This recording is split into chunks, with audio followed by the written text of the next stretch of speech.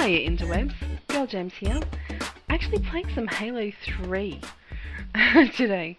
It's just garden variety social slayer on Construct. I would have preferred to be in the MLG or SWAT playlist, but because all the Halo fanboys are on Reach or Anniversary, it was just impossible to get a game in those playlists. You'll see in here that there's terrible connection, and that is due to the mix of Aussies and people from North America in the party. Back in the golden days of Halo 3, we Aussies would play all day and all night in lobbies of 8 people from our continent.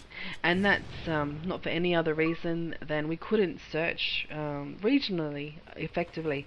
So in order to ensure that everyone got a nice green bar connection, we had to try and keep things as close to home as we could. That was happy days. Lots of playing and endless nights of pwnage and just good times. If you watched my intro video when I uploaded it a few weeks ago, you'll know that Halo 3 was my big breakthrough into online console gaming. I had been a big Halo fangirl and just played a lot of Halo, but never thought to play it online, and I don't really understand why. In fact, I only got my own Xbox after I left my jobs in Brizzy to look after my grandparents. Like I said in my intro video, they were mum and dad to me, and that's where I had to be. But as they got gradually more frail, I became more housebound too, and was really looking for things to keep me occupied at night on my own, and just to keep my head in a fun place, because it can be pretty depressing looking after people.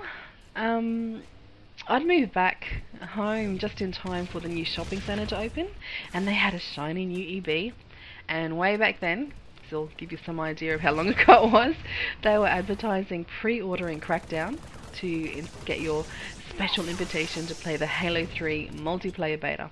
It sounded exciting, so needless to say, I let the super hot nerd girl sell me a 360 and some trade-in copies of Halo Combat Evolved and Halo 2, and of course Crackdown, which I came to hate, mostly because the orb thing, I couldn't do it. It just seemed stupid to me, and because trying to get into the beta that morning, Australian time, Halo 3 was supposed to launch, and hours went by. It was hours late, and so for all that time, thousands of us sat watching the screen, mashing their controllers, trying to get into the beta, listening to the front screen soundtrack. Oh, it was depressing. Anyway, during the beta, some friends I'd met said to come play Halo 2 online when it ended, and that hadn't even occurred to me, even though I'd just replayed the campaign not long before. So, yeah, that's when I started playing FPSs every night. I still have more than a few friends from the beta on my friends list, and quite a few from Halo 2. Because as with Halo 3, Halo 2, of course, we couldn't search by region really well. So yeah, we tried to fill our friends list with as many other Australians as we could. And it was during the last few weeks of Halo 2, before Halo 3 launched, that I met a bloke that went on to become my partner. We met in a friend's Halo 2 custom game and got married a year later. And it was pretty special, as all weddings should be. We agreed that no one could make us dance, so instead we played MLG on Guardian. There was a projector at the venue, and one of our groomsmen, who was also a gamer, he commentated. I let him win, by the way. Our relatives were highly amused and didn't quite understand teabagging. Yeah, teabagged him in my wedding dress. Totally classy. So yeah, here we are 3 years later, and we are separating after a lot of discussions, and there's so many reasons for it. Reasons that are very personal, and I'm just not going to talk about on here. It's not fair on him to blab it to the world. But I am moving out, and we're both moving on, hopefully as friends. Hopefully.